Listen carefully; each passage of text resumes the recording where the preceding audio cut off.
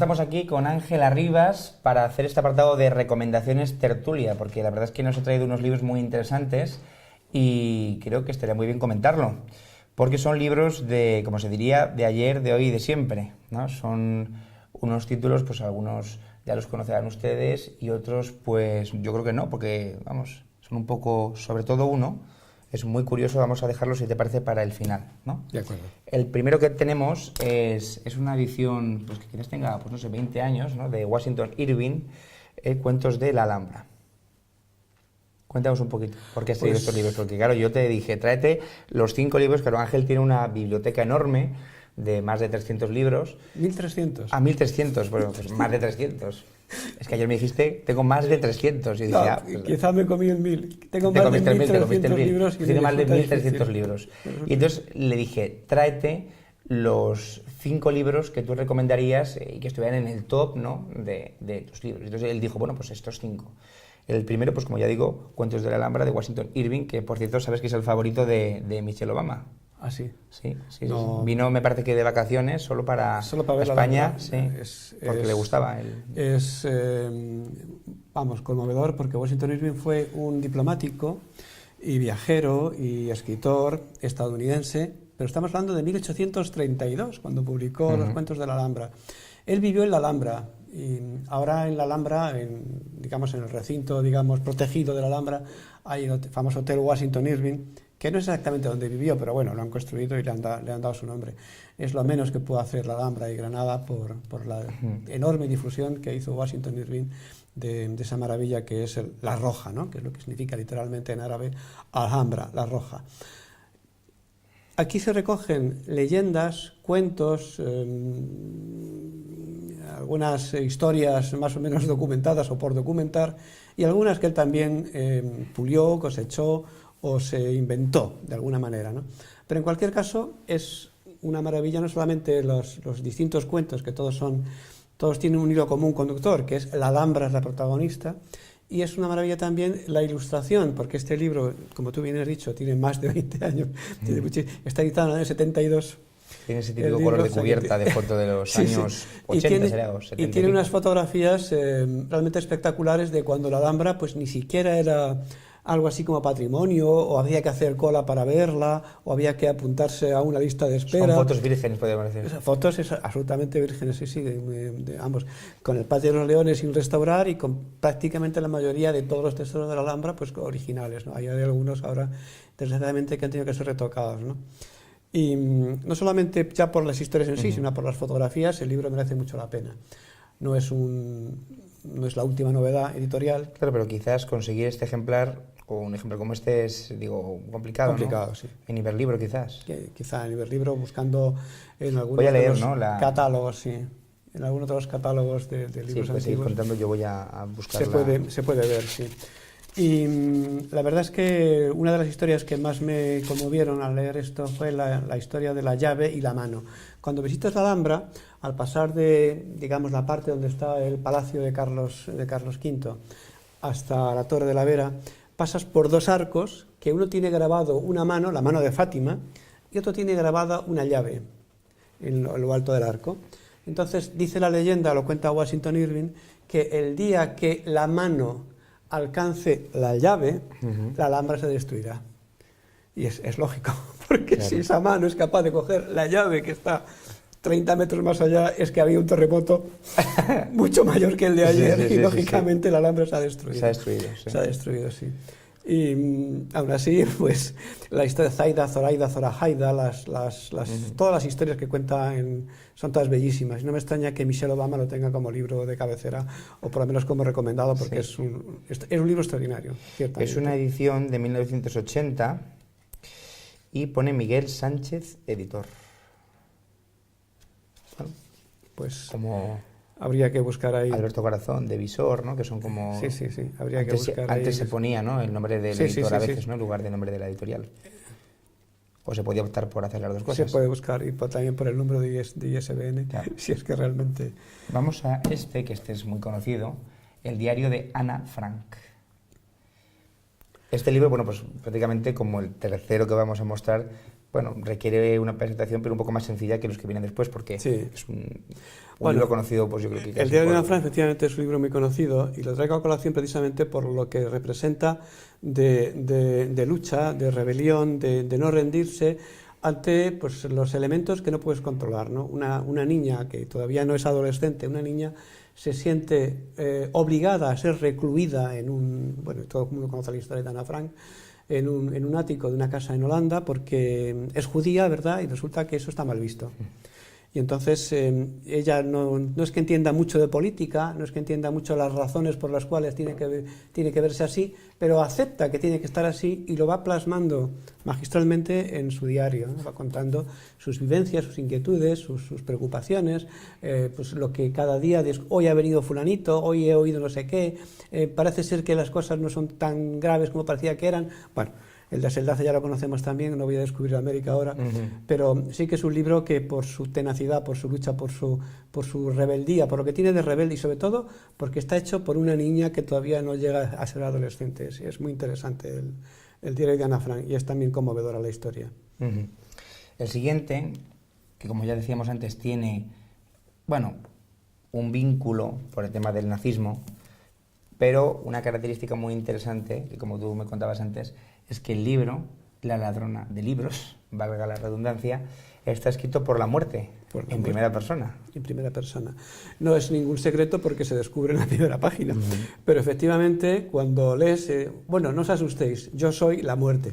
Pues hombre, te asustas un poco, porque como que eres la muerte. Dice, no os asustéis, os tengo que visitar a todos, alguna vez ya me veréis, y no os preocupéis porque será la última vez que me veáis. O sea, no hay ningún problema. Pero cuenta efectivamente, desde el punto de vista de nazis, no es un libro sobre nazis, ni sobre la Segunda Guerra Mundial, ni nada así, pero sí que es una niña también, como Ana Frank, pero en este caso libre, que decide libremente robar libros porque es una lectora compulsiva. Y en la casa donde roba los libros se dan cuenta perfectamente de que está robando libros y ya le ponen a su alcance, ¿verdad? Para que no tenga que dar demasiados paseos por la habitación y hacer demasiado ruido, ya le ponen al alcance los libros que consideran más interesantes para que ella pueda leer. Y entonces es una ladrona de libros consentida, ¿verdad? Tolerada, y al mismo tiempo pues es una historia pues también muy, muy bonita, muy interesante y muy conmovedora sobre cómo vivían los alemanes que no eran del partido nazi, cómo vivían la Alemania nazi, cómo vivían el nazismo, ¿no? Porque ellos también sufrían, digamos, hombre, no la misma persecución que sufrían a lo mejor los judíos, pero el hecho de no ser del partido nazi cuando el 99,9% había votado democráticamente la reforma de Adolfo Hitler, pues hombre, pues destacaba un poco, ¿no? Señalaba un poquito así, ¿no? Entonces a mí cuando hablan de democracia, digo, un momento, democracia, Adolfo Hitler cambió la Constitución alemana con el 99,9% de los votos emitidos. A ver qué pasa con la democracia. Cuidadín. Bueno, Borges decía que la democracia es un abuso de la estadística. Pues, eso es lo que decía. Toda la razón. Totalmente de acuerdo con el maestro. Pero nos van a crucificar por la corrección política, eso ya lo sabes. Bueno, yo como soy políticamente incorrecto, no me voy a sentir demasiado ofendido por ello. Pero es un libro también muy recomendable. Al margen, ya salió la película. Hombre, eso iba a decir, que han hecho una película. ¿La has visto? No, no he visto la película porque por regla general cuando he leído un libro no me gusta ver la película. Ya me he decepcionado tantas veces que ya lo hago por inercia. Si he leído un libro y me ha gustado, no veo la película. Si no me ha gustado, sí, pues digo, a lo mejor lo mejoran. Pero si me ha gustado el libro, la película no la veo. No la veo, no. Y no puedo opinar si le hace justicia o no le hace justicia. Evidentemente, una película nunca puede resumir en hora y media, 90, 120 minutos, toda una historia es un escritor, literaria. Marcus Zusak. Sí, este es un niño austriaco que desciende de judíos alemanes emigrados. Sí, eso. El siguiente ya, esto es muy interesante, por lo novedoso y bueno, por todo lo que tiene que decir el libro, ¿no? Los manuscritos del Mar Muerto. Estamos hablando de los manuscritos del Mar Muerto de un catedrático de la Universidad de Tel Aviv, Geza Vermes, que tiene en su haber libros como Jesús el judío, nada más. ¿Reescrito por César Vidal? No, él mismo. No, que digo que es una broma, porque como él sacó también un libro que se llama Jesús el judío. Pues Jesús el judío es algo pues que es judío, claro. Jesús de Nazaret, nuestro Jesús, es judío. Él en ese libro hace una demostración, bueno, una demostración, no, él simplemente emite una serie de opiniones y tú te tomas la libertad de decidir lo que te crees oportuno, ¿no? Y dice, con ninguna rubor, que el cristianismo es una escisión del judaísmo. el cristianismo tiene la Biblia como libro sagrado hasta que llega Jesús de Nazaret. A partir de ahí cortan, talan la Biblia, le añaden los evangelios, los hechos de los apóstoles y 4 cosas más, y dicen que esta es la Biblia que vale. Y la Biblia se sigue escribiendo, dice César Vermes. La Biblia se sigue escribiendo. La Biblia es el libro sagrado de los judíos y se empezó a escribir hace 5.000 años y se sigue escribiendo el Talmud, la Torá, todas las comunidades judías. ¿Sabes cuál es la copia de la Biblia más antigua que se La Vulgata. No sé cuál es que no sé cuál, no, te lo pregunto. Sí, no, la pasa es que la Vulgata es la copia más antigua que tenemos. ¿De qué siglo porque es? se tradujo al griego y del griego ya tradujeron a las lenguas, digamos, europeas modernas, ¿no? Pero claro, tradujeron al griego lo que en ese momento tenían.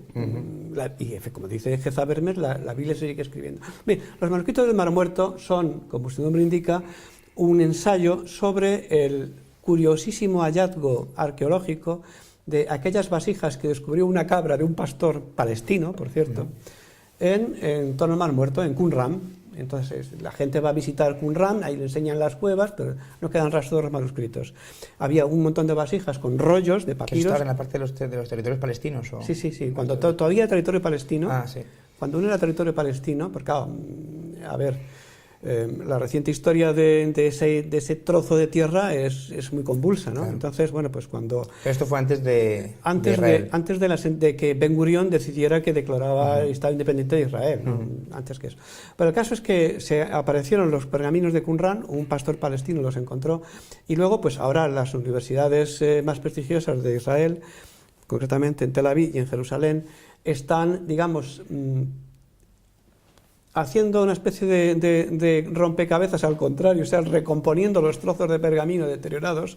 Los que están muy bien, están perfectamente bien y se pueden traducir, de hecho se han traducido, pero no se publican ni se divulgan porque pondrían en entredicho, y lo dice el autor, no yo, ciertos estamentos religiosos de las grandes y religiones monoteístas, ¿verdad? Digamos cristianas, judías, incluso árabes, porque todo viene de Abraham, es decir, los árabes vienen del primer hijo de Abraham, Agar, y los israelitas del segundo Israel, de manera que todos descienden de Abraham, todos.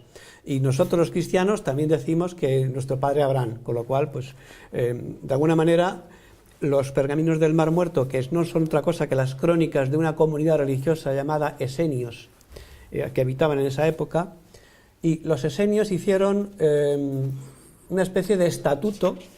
Fue quizá la primera comunidad religiosa que tiene sus estatutos, que tiene sus reglas, que tiene sus normas, y al igual que se habla de los fariseos en los evangelios, ¿no? Sin embargo, fíjate, se habla de los fariseos como enemigos de algo, pero nunca se nombran los evangelios a los esenios, nunca. Y cuando tú lees estas normas de los esenios y ves cómo se comporta Jesús de Nazaret en los evangelios contados por los propios evangelistas, te das cuenta de que hay un paralelismo brutal entre unas cosas y otras.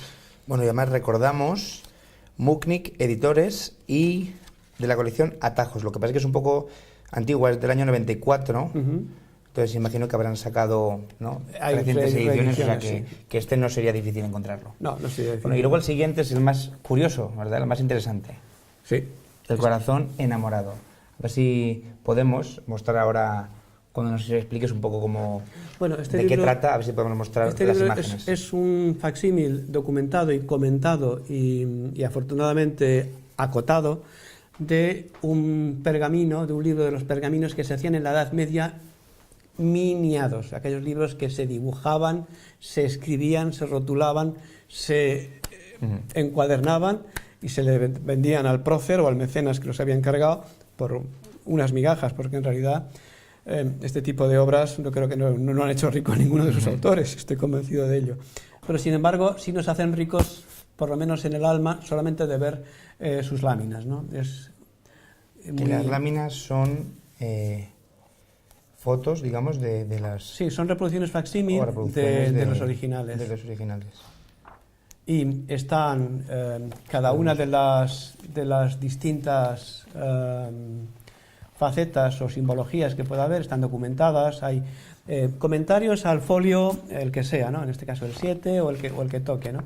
Y las van documentando, van haciendo, te van contando la historia del caballero corazón enamorado, cómo va defendiendo los intereses tanto de su propio amor como los de su amada, cómo se va enfrentando a peligros o a las asechanzas que entonces ocurrían cuando alguien quería defender el honor de su dama, etcétera, ¿no? ¿De qué siglo has dicho? Y realmente es incluso la historia, cuando la vas leyendo, la traducción o la adaptación que ha hecho el editor de este libro de facsímil, es interesante de ver, pero es que además solamente ver las láminas, o como se decía antes, ver los santos ya enriquece muchísimo, ¿no? Porque son realmente espectaculares y son originales, hechas una a una a mano, ¿verdad? Y con una capacidad de detalle y un valor artístico, una calidad artística incalculable. Están francamente bien. Encontrar este libro sí que ya es un pelín más difícil. Sí, en este libro ¿verdad? Hay una librería especializada en facsímiles en la calle Cea Bermúdez,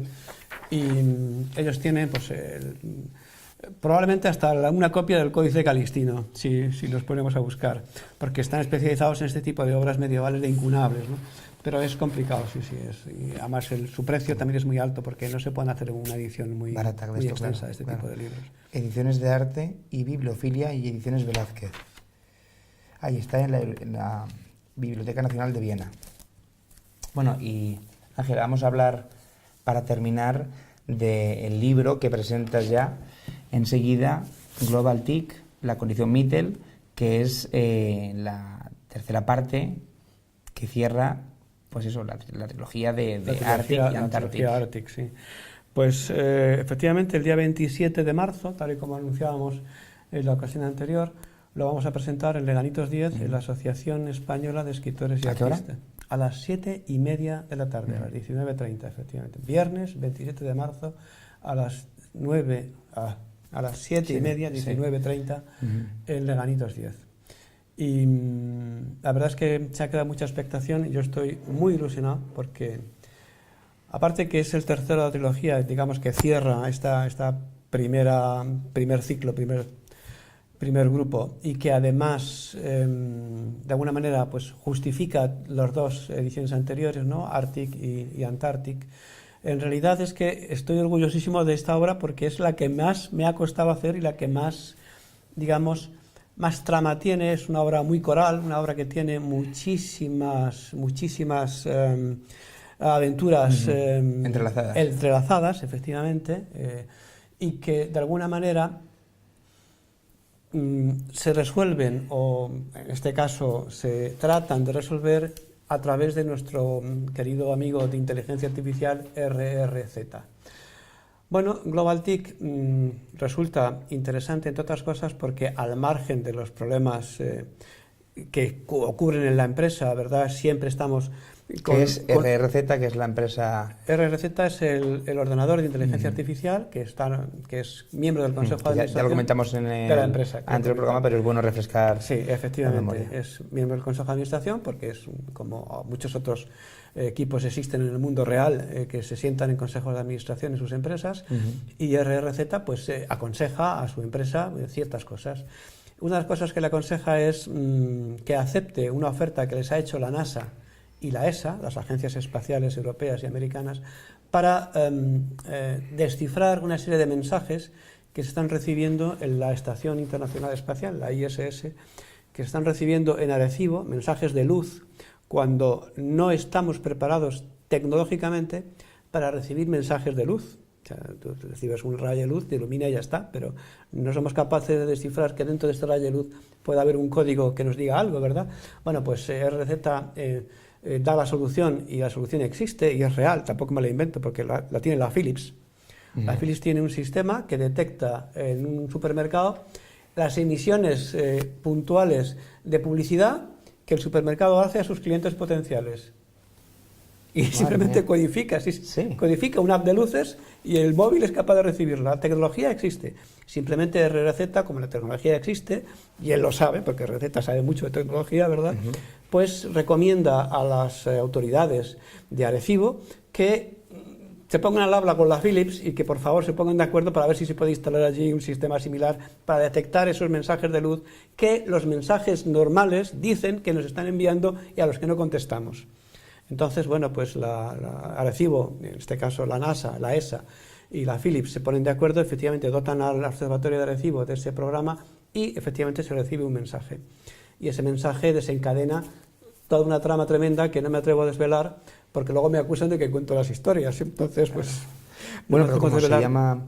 todo el problema que se deriva de ello, pero vaya, pero que se resuelve felizmente. Claro, pero como se subtitula el libro, Global TIC, la condición Mittel, por Bien, lo menos eso sí que se puede volver Mittel, a contar, lo que es la condición Mittel. La condición Mittel es, viene en el mensaje, viene... El mensaje que Carl Sagan envía, claro, con una especie de colección de... Claro, es porque Carl Sagan, efectivamente, como veíamos la otra ocasión, enviaba al espacio dos mensajes.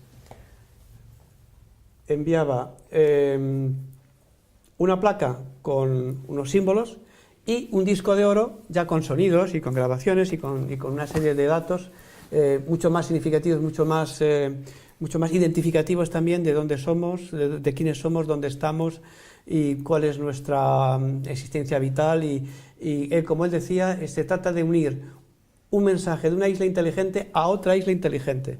Él pensaba que tardarían 40.000 años en recibir un mensaje. El problema es que han tardado menos de 40, ¿verdad? Porque otra faceta, y es que tampoco lo conocía Carl Sagan en su momento, es que la luz creemos que viaja a 300.000 kilómetros por segundo y que es una velocidad insuperable.